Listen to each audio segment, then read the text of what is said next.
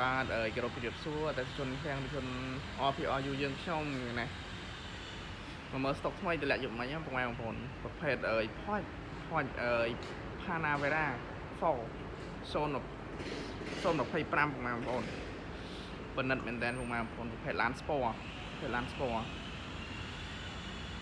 មើលចង្គៀងបងប្អូនគាត់4គៀងបើមើលយ៉ាន់ក៏ប៉និតដែរបងប្អូន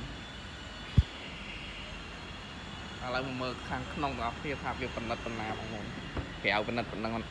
ប្រណិតប៉ុណ្ណឹងឯងនេះហេតុ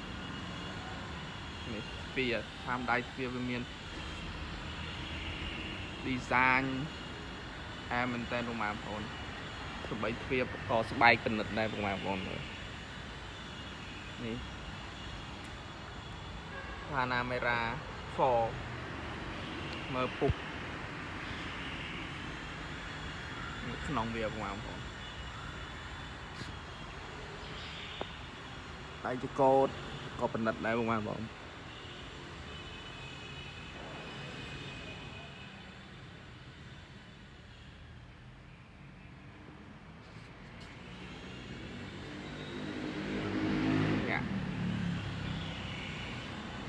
ធ្វើមកប៉និតមកបងប្អូនឥឡូវមកមើលក្រោយបងប្អូនក្រោយមកក៏អាមណានេះសាច់មកគ្រឿងនេះបងប្អូន025យើងចាំងថ្ងៃទៀតបងប្អូន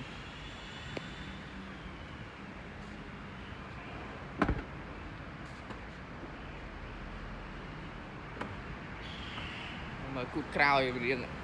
ងលយបណ្ណា slim បណ្ណាបងប្អូននេះ Hodge គូក្រោយ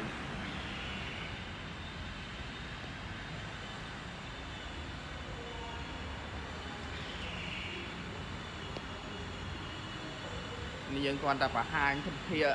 នក្រៅក្នុងត្រួសត្រួយពុកម៉ែបងប្អូននេះទំហំស្បកកង់យ៉ាន់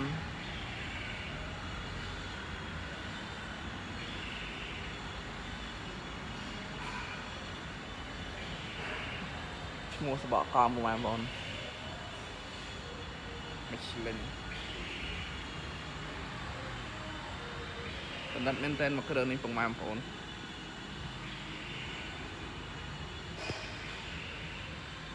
បាទអរគុណ